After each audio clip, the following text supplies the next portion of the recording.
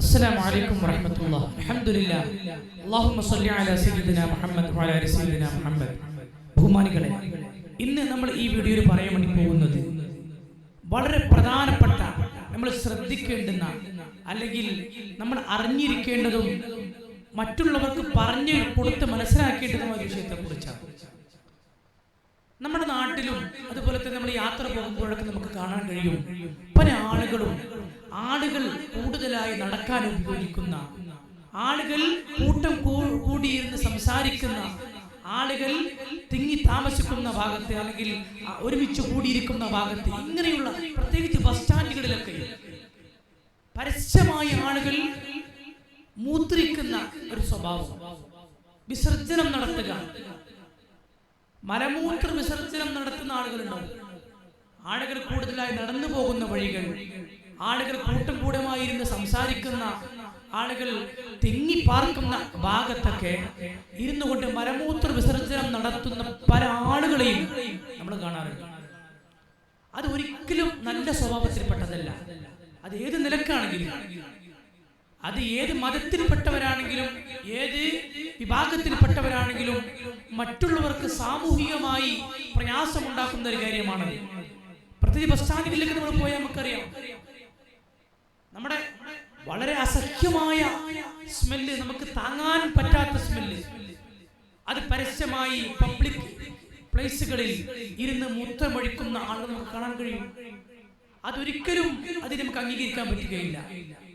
അതൊരിക്കലും ഒരു മനുഷ്യന് യോജിച്ച നല്ല സ്വഭാവത്തിൽ പെട്ടതല്ല. അത് പ്രത്യേകിച്ച് പരിശുദ്ധതയിൽ അതിനെ വിലക്കുന്നുണ്ട്. റസൂലുള്ളാഹി സ്വല്ലല്ലാഹു അലൈഹി വസല്ലം തങ്ങൾ ചെയ്യരുതെന്ന് പറയുന്നുണ്ട്.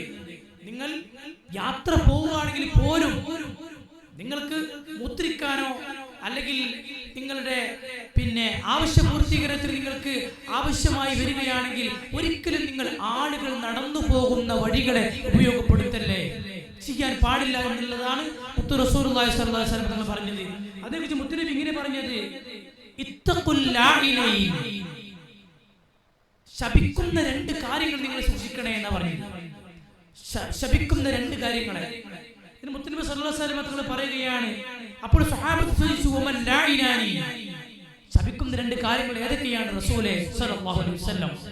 ഖാൽ, മുത്തുനബി മറുപടി പറയുകയാണ്, അല്ലദീ യതഖല്ലാ ഫീ ത്വരീഖിൻ നാസ്, ജനങ്ങൾ നടക്കാൻ വേണ്ടി ഉപയോഗിക്കുന്ന വഴി, നടന്നു പോകുന്ന വഴികളിൽ എന്ത് ചെയ്യാ, അവന്റെ കാര്യം സാധിക്കുക.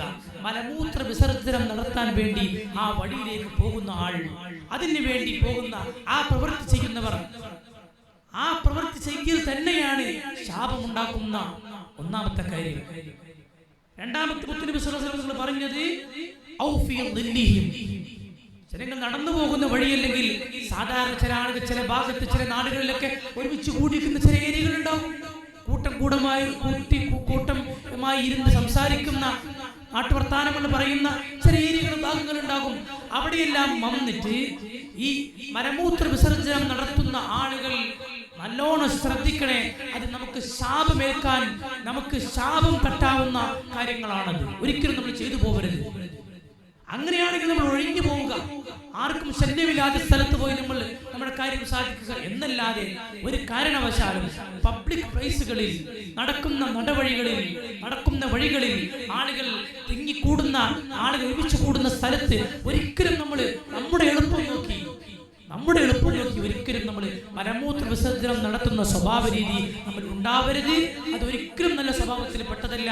അതിന് മുത്തുനബി സല്ലല്ലാഹു അലൈഹി വസല്ലം തങ്ങൾ എതിർത്തതാണ്, ചെയ്യരുത് എന്ന് പറഞ്ഞ കാര്യം കൂടിയാണ്. അല്ലാഹു നമുക്ക് നന്മ മനസ്സിലാക്കുവാനും നന്മ പ്രവർത്തിക്കുവാനും തൗഫീഖ് നൽകി അനുഗ്രഹിക്കട്ടെ.